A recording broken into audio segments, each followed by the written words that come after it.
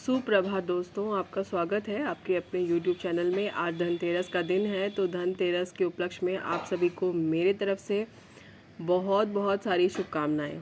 खूब अच्छे से एंजॉय करिए, खूब अच्छी मार्केटिंग करिए और फिर टाइम मिले तो पढ़ाई करिए। चलिए आज स्टार्ट करते हैं हम हिंदू लॉ में जो मेरा टॉपिक चल रहा था, सहदाई की संपत्ति को पर्सनल प्रॉपर्टी, उसी को आगे बढ़ाते हैं। हिंदू लॉ स्टार्ट करने के पहले, यानी आज का टॉपिक जो हम शुरू करें उसके पहले, ये जिन लोगों को ये जानकारी नहीं है कि जो फैमिली लॉ है यानी हिंदू और मुस्लिम लॉ, ये दोनों ही जो है जो हमारे सब्जेक्ट्स हैं, ये ऑल इंडिया लेवल पे जो जुडिशरी के एग्ज़ाम होते हैं, चाहे वो किसी भी स्टेट का एग्ज़ाम हो, उसमें हिंदू मुस्लिम लॉ आपको देखने के लिए मिलेगा ही।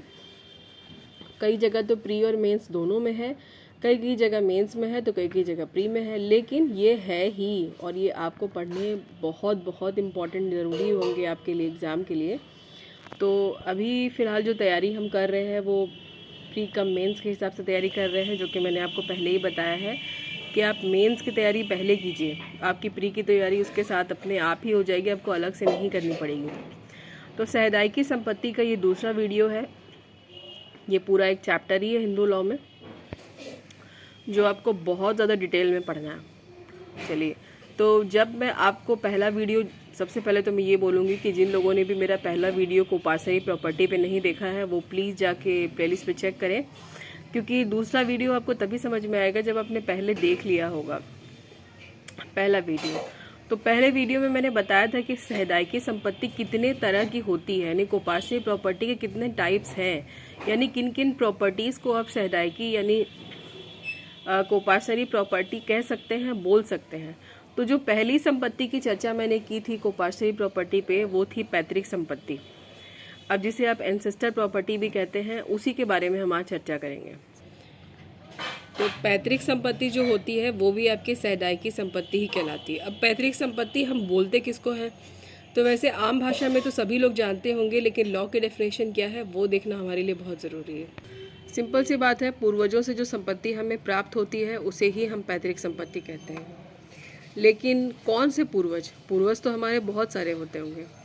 अब पूर्वजों की भी यहाँ पे 3 कैटेगरी लॉ ने डिफाइन की है, लॉ में डिस्कस की गई है कि सिर्फ 3 ऐसी कैटेगरीज हैं जिसमें ये बताया गया है कि अगर इन 3 व्यक्तियों से आपको अगर संपत्ति मिल रही है और वो आपके पूर्वज हैं, तो ही आप उसको सहदाई की संपत्ति मानेंगे।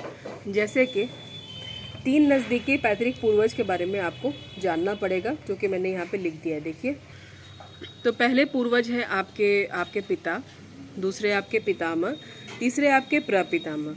तो ये जो 3 आपके पैतृक पूर्वज हैं, इनसे जो आपको संपत्ति मिलती है वही आपकी पैतृक संपत्ति कहलाएगी और वही आपकी सहदाई की संपत्ति भी होगी। ध्यान दीजिएगा, जो संपत्ति हमें पूर्वज से मिलती है वो पैतृक संपत्ति होती है, और 3 नज़दीकी पूर्वज पिता, पितामह और प्रपितामह, इनसे जो आपको प्रॉपर्टी मिल रही है वो ही आपकी पैतृक संपत्ति कहलाएगी और वही पैतृक संपत्ति आपकी सहदाई की संपत्ति भी मानी जाएगी। अब एक केस ले लेते हैं हम, जो इसके लिए इम्पॉर्टेंट भी है, लैंडमार्क भी है। Mohammad Hussain Khan and others versus Babu Keshav Nandan Sahay. ये वाला जो केस है ये आपके सामने है। इसका AIR 1937 है और इसका जो इसका फैक्ट है वो मैंने नीचे ही लिख लिया है। चलिए धीरे धीरे करके पढ़ते हैं कि इस मामले में निर्धारित किया गया था कि केवल 3 नज़दीकी पूर्वजों अर्थात पिता, पितामह और फिर प्रपितामह से प्राप्त संपत्ति ही पैतृक संपत्ति कहलाती है।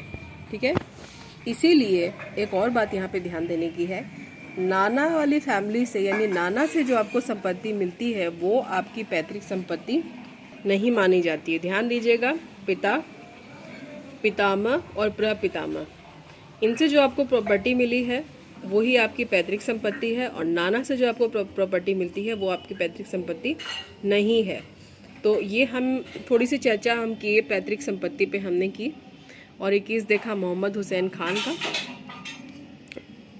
अब आगे हम देख लेते हैं कि ये जो पैतृक संपत्ति होती है, या फिर जो हम जिस पैतृक संपत्ति को हम सहदाई की संपत्ति की श्रेणी में देखते हैं, तो सैदाइकी संपत्ति के 2 इम्पॉर्टेंट लक्षण भी है, जो इम्पॉर्टेंट इंग्रेडिएंट्स है या तत्व है वो देख लेते हैं। तो इसके कुछ इम्पॉर्टेंट पॉइंट्स जो देख लेते हैं। तो सबसे पहले सैदाइकी संपत्ति को सहदायकी संपत्ति होने के लिए जो 2 लक्षण आपको देखने होंगे वो ये है। एक मिनट, ये फ़ोन में धुंधला स्क्रीन आ रही है, धुंधली स्क्रीन आएगी तो आप लोग देखेंगे कैसे। सैदाइकी संपत्ति उत्तराधिकार से न्यागत नहीं होकर उत्तरजीविता से न्यागत होती है। अब इसका क्या मतलब है? उत्तरजीविता और उत्तराधिकार में बहुत अंतर होता है, वो समझते हैं। उत्तराधिकार का मतलब होता है कि जो संतान आपकी पैदा नहीं भी हुई है या जो संतान संपत्ति लेने के लायक नहीं हुई है अभी या भोगने के लायक नहीं हुई है, उसका भी अधिकार है उस पर। अब भले ही वो अभी 18 साल की नहीं है या 18 साल का नहीं है तो भी वो संपत्ति उसकी है। तो ये हो गया उत्तराधिकार। लेकिन उत्तरजीविता का मतलब होता है कि जो लोग उत्तराधिकारी हैं लेकिन जीवित हैं उनको संपत्ति यहाँ पर मिलेगी। तो सैदाइकी संपत्ति की एक खास बात ये भी है कि जो लोग जीवित हैं और वो उत्तराधिकारी हैं तो उन्हें संपत्ति न्यागत होगी। और वैसे लोग जो कि अभी पैदा ही नहीं हुए हैं, जैसे कुछ बच्चे हैं जो जिनका अभी कोई अस्तित्व नहीं है, जो अभी इस दुनिया में नहीं आए हैं, तो वो हो गए उत्तराधिकारी। वो पैदा ज़रूर होंगे, इसकी संभावना है, लेकिन प्रबल संभावना है, लेकिन अभी पैदा नहीं हुए हैं तो फिर वो उत्तराधिकारी हुए ना। उत्तरजीविता वो लोग हो गए जो अभी जीवित हैं और उत्तराधिकारी हैं। तो सैदाइकी संपत्ति उन्हीं को मिलेगी जो कि अभी जीवित हैं, मौजूद हैं और उत्तराधिकारी हैं। दूसरा लक्षण ये है इसका कि सैदाइकी संपत्ति में सैदाइकी की जो पुरुष संतान है उसको जन्म से ही हक मिल जाता है। ये तो आपको पता ही है, ये आपने टीपी एक्ट में वेस्टेड इंटरेस्ट बहुत अच्छे से पढ़ा अगर होगा तो वैसे भी आपको क्लियर होगी ये बात कि जो भी संतान जीवित होती है, जैसे ही वो दुनिया में आती है वैसे ही उसको संपत्ति में उत्तराधिकार मिल जाता है। तो यही थी आज की हमारी पैतृक संपत्ति की थोड़ी बहुत चर्चा। उम्मीद करती हूँ कि आपको समझ में आई होगी। नहीं आई होगी तो कमेंट सेक्शन में ज़रूर आप इस बात को मुझे बता दीजिएगा कि आपको कुछ भी समझ में नहीं आया है। मैं दोबारा से वीडियो बनाने की कोशिश करूँगी। आज का वीडियो पसंद आया है तो लाइक ज़रूर कर दीजिएगा, और अगर सब्सक्राइबर नहीं बने हैं तो बन के देखिए, शायद कुछ फ़ायदा हो। बाकी फ्रेंड्स में ज़रूर शेयर कीजिए। ये तैयारी जो हमारी है वो प्री कम मेंस के हिसाब से चल रही है, वैसे प्री में भी आपके काम ही आएगी। तो हम नेक्स्ट जो टॉपिक के साथ आपको मिलेंगे वो संयुक्त रूप से अर्जित संपत्ति के साथ मिलेंगे, जो कि सैदाइकी संपत्ति का ही एक पार्ट है। बहुत बहुत धन्यवाद, बहुत बहुत शुक्रिया 8 मिनट लगभग अपना समय देने के लिए। एक बार फिर से आप सभी को धनतेरस की बहुत बहुत सारी शुभकामनाएं। अपना ख्याल रखिए, खूब इंजॉय कीजिए और मन लगा के पढ़ते भी रहिए, खुद भी खुश रहिए और दूसरों को रहने दीजिए। Bye bye.